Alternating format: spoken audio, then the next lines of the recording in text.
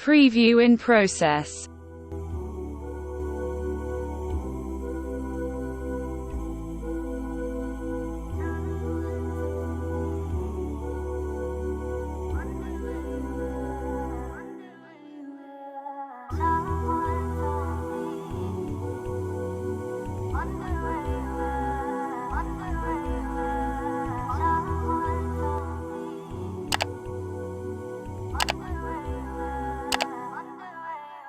Firstly, right-click on desktop and hide all the desktop icons.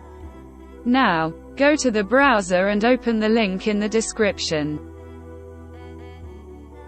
Scroll down from here and click on Releases and your download will start shortly.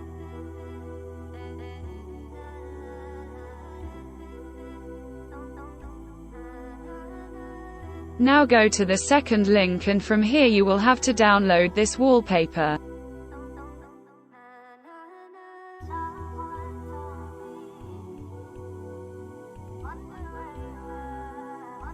After downloading both of the files, you have to navigate towards the Downloads folder. Right-click on the wallpaper and set it as your desktop background. Now extract this Releases folder. Copy the Release folder.